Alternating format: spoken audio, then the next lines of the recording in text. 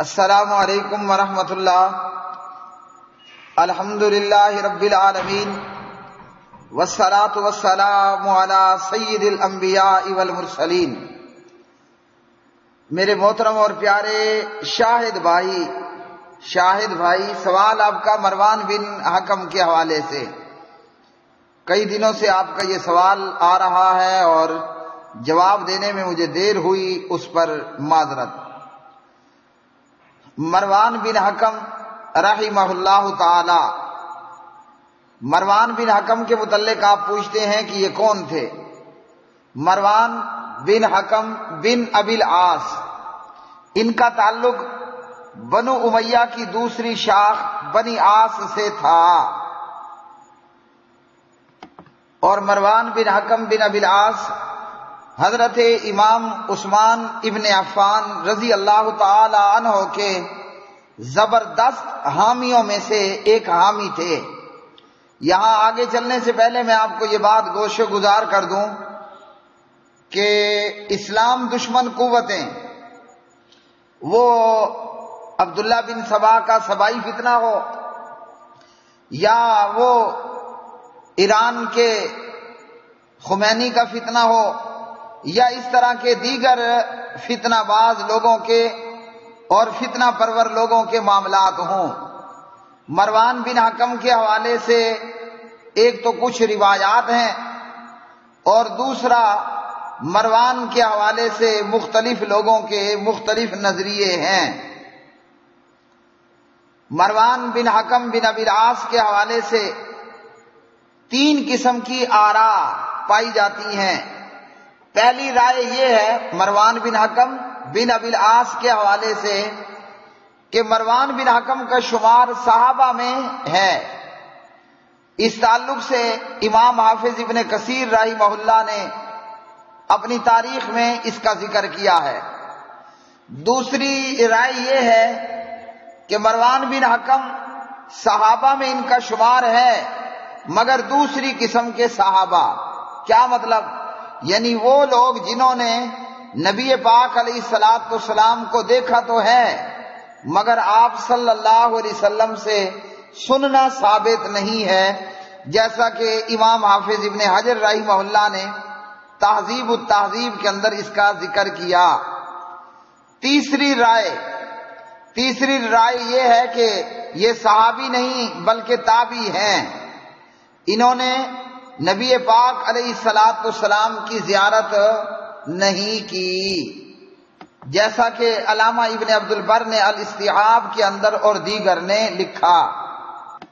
مروان بن حکم بن ابی العاص حضرت امام عثمان بن عفان رضی اللہ تعالی عنہ کے حامیوں میں سے بھی تھے، اور دوسرا یہ کہ مروان بن حکم حضرت عثمان رضی اللہ تعالی عنہ کے چچا زاد بھائی بھی تھے، اور ان کے صحابی ہونے میں اختلاف ہے۔ امام حافظ ابن حجر رحمہ اللہ علیہ صحابہ میں فرماتے ہیں کسی نے وثوق کے ساتھ ان کو صحابی نہیں کہا، یعنی پختہ اور مضبوط کے ساتھ ان کا صحابی ہونا کسی نے نہیں کہا۔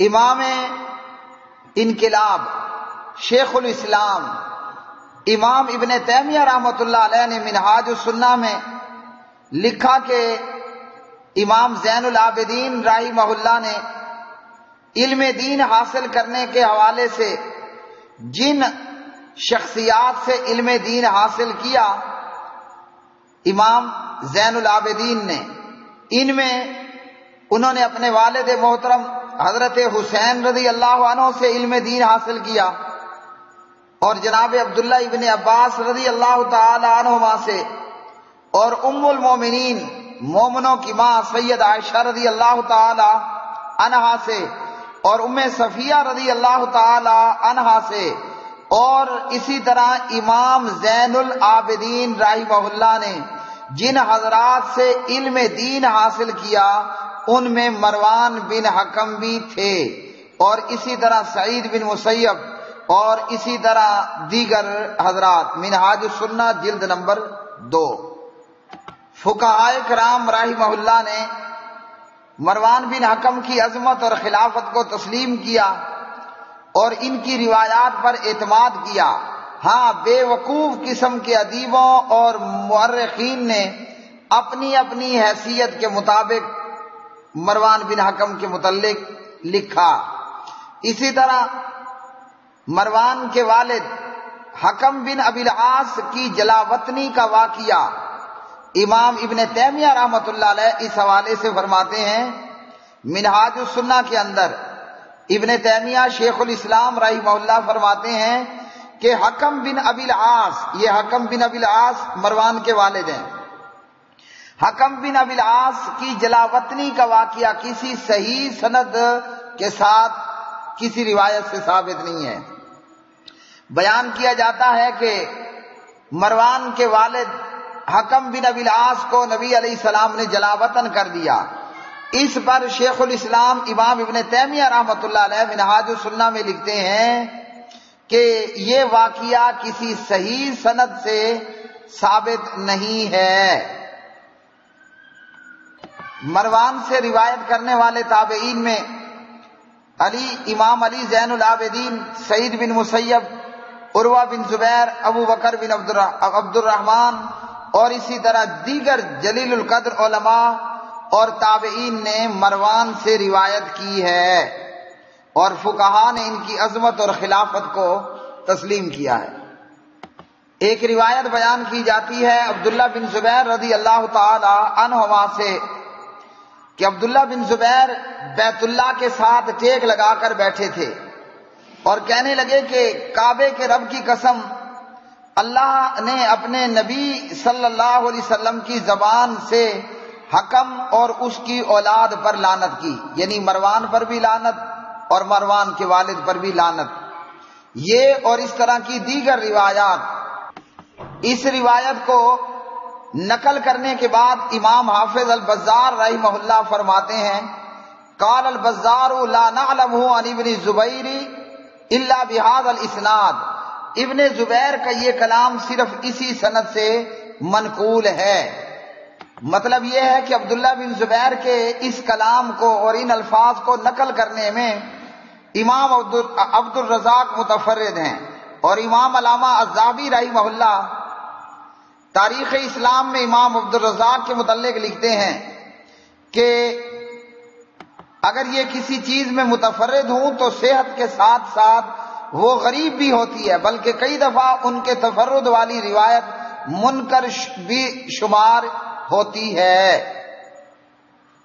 اور عبداللہ ابن زبیر رضی اللہ تعالی عنہما کی یہ روایت کہ اللہ تعالیٰ نے اپنے نبی کی زبان کے ذریعے حکم اور اس کی اولاد پر لعنت کی، اسے بعض نے صحیح کہا، لیکن امام علامہ الذہبی رحمہ اللہ سیر اعلام النبلاء کے اندر حکم بن العاص کے ترجمے میں اس روایت کو نقل کرنے سے پہلے لکھتے ہیں کہ ان کو گالیاں دینے میں جو روایات ذکر کی گئی ہیں وہ درجہ صحت کو نہیں پہنچتی، لعنت کی گئی، گالیاں دی گئیں وغیرہ۔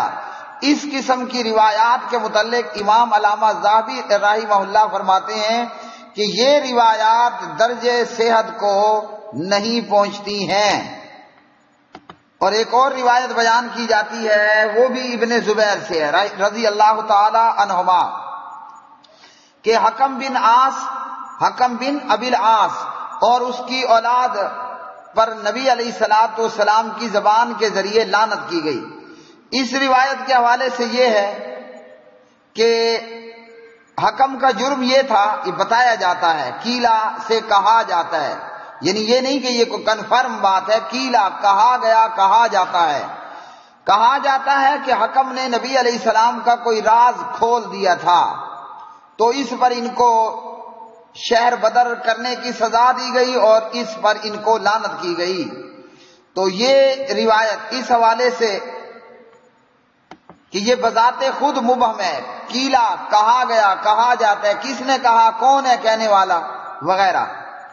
اور یہ لعنت والی روایتوں کے حوالے سے امام حافظ ذاہبی رحمہ اللہ فرماتے ہیں تاریخ اسلام میں، وقد رویت، ایسی روایتیں منکر روایتیں موضوع من گھڑت روایات بیان کی گئی ہیں لعنت کے سلسلے میں، جبکہ ان سے دلیل پکڑنا وہ درست نہیں ہے۔ دوسری بات، صحیح مسلم کے اندر اگر نبی علیہ السلام کسی پر لعنت کر دیتے اور وہ لعنت کا مستحق نہ ہوتا تو وہ لعنت رحمت میں کنورٹ ہو جاتی۔ اللہ کے پاک نبی علیہ السلام کسی پر اگر لعنت کر دیتے، ویسے یہ بھی یاد رکھیں کہ آپ لعنت بہت کم کرتے تھے، اگر اللہ کے پاک نبی نے کسی پر لعنت کر دی اور وہ آگے سے لعنتی نہ ہوا، انسان ہے، چوک ہو سکتی ہے، مسٹیک ہو سکتی ہے، خطا ہو سکتی ہے، اگر پیارے نبی علیہ السلام نے لعنت کی اور سامنے والا لعنت کا مستحق ہے ہی نہیں تو پیغمبر کی لعنت کنورٹ ہو جائے گی، تبدیل ہو جائے گی رحمت میں۔ کیسے؟ ان عائشہ رضی اللہ تعالی عنہ قالت دخل علی رسول اللہ صلی اللہ علیہ وسلم رجلان فکلماه بشیء لا ادری ما ہوا فاغضباه فلعنهما۔ صحیح مسلم کتاب البر، ماں عائشہ کہتی ہیں دو آدمی نبی علیہ الصلوۃ والسلام کے پاس آئے اور میں نہیں جانتی کہ انہوں نے کیا باتیں کی، آپ صلی اللہ علیہ وسلم کو غصہ آ گیا۔ معلوم ہوا کہ نبی علیہ السلام کو بھی غصہ آتا تھا، آپ کو غصہ آ گیا اور آپ نے ان دونوں پر لعنت کی اور انہیں برا کہا۔ تو جب وہ باہر نکلے تو میں نے عرض کی یا رسول اللہ صلی اللہ علیہ وسلم ان دونوں کو کچھ فائدہ نہ ہوگا۔ آپ نے فرمایا کیوں؟ میں نے کہا کہ آپ نے تو ان پر لعنت کی اور ان کو برا کہا۔ نبی علیہ الصلوۃ والسلام کیا فرماتے ہیں؟ فرمایا تجھے معلوم نہیں ہے کہ میں نے اپنے پروردگار سے کیا شرط رکھی ہے؟ سبحان اللہ۔ میں نے عرض کیا کہ اے میرے مالک، نبی علیہ السلام فرما رہے ہیں اللہ سبحانہ و تعالیٰ سے، فرما رہے ہیں کہ اے میرے مالک میں بشر ہوں، اے میرے مالک، اے میرے پروردگار میں بشر ہوں، اللہم انما انا بشر، اے میرے پروردگار میں بشر ہوں، رجل ہوں، آدمی ہوں۔ بریکٹ میں آپ ایڈ کر لیں، میں سمجھانے کے لیے اپنے الفاظ میں کہہ رہا ہوں، میں آدم کا بیٹا ہوں، میں آدم اور حوا کا بیٹا ہوں۔ حدیث کے الفاظ اللہم انما انا بشر، اے اللہ میں بشر ہوں، فأی المسلمین لعنتہ او سببتہ، اے اللہ اگر میں کسی مسلمان کو لعنت کر دوں، کیا کر دوں؟ اگر میں کسی مسلمان پر لعنت کر دوں یا اس کو برا کہہ دوں تو کیا کرنا ہے؟ فرمایا فَاجْعَلْهُ لَهُ زَكَاةً وَأَجْرًا۔ سبحان اللہ۔ اگر میں کسی کو لعنت کر دوں یا برا بلا کہہ دوں، بریکٹ میں، اور وہ لعنت کا اور برا بلا جو ہے وہ برا بلا ہونے کا حقدار نہیں تھا، میں کسی پر لعنت کروں یا اس کو برا کہوں تو اس کو پاک کر دے اور یہ اس کے لیے ثواب کا باعث بنا دے۔ سبحان اللہ۔ ہاں جی، تو پہلی بات تو یہ ہے کہ مروان پر یا مروان کے والد حکم بن ابی العاص کے حوالے سے یہ جو روایات ہیں یہ درجہ صحت کو نہیں پہنچتی اور ان سے دلیل پکڑنا بھی درست نہیں ہے۔ ہاں اتنا ضرور یاد رکھیں، جن کے سینے میں صحابہ کا بغض ہو وہ دلیل کی دنیا میں رہتے ہی نہیں ہیں، جن کے سینے میں صحابہ کا بغض ہو وہ دلیل کی دنیا میں نہیں رہتے، وہ تو رہتے ہی اندھیر نگری میں ہے، تو اس لیے انہوں نے تو گالیاں دینی ہی دینی ہے۔ جو بندہ رہتا ہے دلیل کی دنیا میں، کس دنیا میں؟ جہاں ثبوت اور دلیل اور کنفرم بات چاہیے، تو مروان ہے یا ان کے والد حکم بن ابی العاص ہیں، انہیں گالیاں دینے اور لعنت کرنے کے حوالے سے جو روایات ہیں نا وہ درجے صحت کو نہیں پہنچتی۔ میں نہیں کہہ رہا، ائمہ دین نے کہا ہے، اگر وہ لعنتی ہوتا تو صاحب تابعین ان سے روایات لیتے۔ کیا خیال ہے؟ بات یہ ہے کہ وہ اس امام عثمان بن عفان رضی اللہ تعالی عنہ وارضاہ کے حامی تھے اور سبائی ٹولہ عثمان کا دشمن، خمینی کی جماعت عثمان کی دشمن، تو جو عثمان کا دوست ہوگا کیا یہ اپنا دوست اسے بنائیں گے؟ سوچنا بیٹھ کر۔ جو دشمنان عثمان ہیں، عثمان ابن عفان رضی اللہ عنہ، کیا عثمان کا دشمن عثمان کے دوست کو اپنا دوست بنائے گا؟ سادہ سی بات ہے. دشمن کا دوست بھی دشمن ہوتا ہے اور دوست کا یار بھی دوست ہوتا ہے. سجنا دے سجن تے بیلیاں دے بیلی. سجنا دے سجن سجن، سجنا دے سجن سجن تے بیلیاں دے سے بیلی بیلی ہوندے نے تے دشمناں دے دشمن ہاں جی او دشمن ہوئے کردے نے، دشمناں دے دوست دشمن ہوئے کردے نے. تو عثمان کے دشمن وہ مروان کو بھی دشمن ہیں اور پورے خاندان بنو امیہ کے دشمن ہیں. صرف عثمان کیا اور مروان کیا اور حکم کیا رحمت اللہ تعالی علیہ مجمعین. تو جو دلیل کی دنیا میں رہتا ہے مروان پر لعنت یا مروان کی برائی یا مروان کے والد حکم بن ابی العاص پر لعنت یا ان کی برائی، یہ دلیل سے ثابت نہیں ہے. اور جو روایات اس سلسلے میں ہیں ان سے دلیل پکڑنا صاحب دلیل کے لیے درستی نہیں ہے. اندھا گوڑا لنگڑا لولا ہاں جی اندھیر نگری میں رہنے والے کے لیے الاؤڈ ہے، لیکن جو دلیل کی دنیا میں رہے گا وہ چپ ہو جائے گا، خاموش ہو جائے گا. تلک امۃ قد خلت لها ما کسبت ولکم ما کسبتم ولا تسألون عما كانوا يعملون. تو یہ ہے مروان بن حکم کے حوالے سے. اللہ رب رحمان سے میری دعا ہے کہ اللہ ہمیں زندگی دے، ہمیں سانسیں دے، ہمیں قوت اور توانائی عطا فرمائے. ہم صحابہ کے بھی گیت گائیں، صحابہ کے یاروں کے بھی گیت گائیں. ہم دشمنان صحابہ سے نفرت کریں اور جو دشمنان صحابہ کے دوست ہیں وہ چاہے علی مرزا جیلمی ہو یا وہ اسحاق جال والا ہو یا وہ ابو العلا مودودی جیسے لوگ ہوں، ہمارے بھی دشمن ہیں. صحابہ میرے دوست ہیں، صحابہ کے دوست میرے دوست ہیں. علامہ احسان علی ظہیر میرا دوست ہے، حق نواز میرا دوست ہے، اسار قاسمی میرا دوست ہے، فاروقی میرا دوست ہے، علی شیر حیدری میرا یار ہے. کیوں؟ یہ صحابہ کے دوست تھے. اور جو دشمنان صحابہ ہیں وہ میرے بھی دشمن ہیں، اور جو دشمنان صحابہ کے یار اور بیلی اور سجن ہیں وہ میرے دشمن ہیں. صحابہ زندہ باد، محبان صحابہ محبین صحابہ زندہ باد. وآخر دعوانا ان الحمد للہ رب العالمین.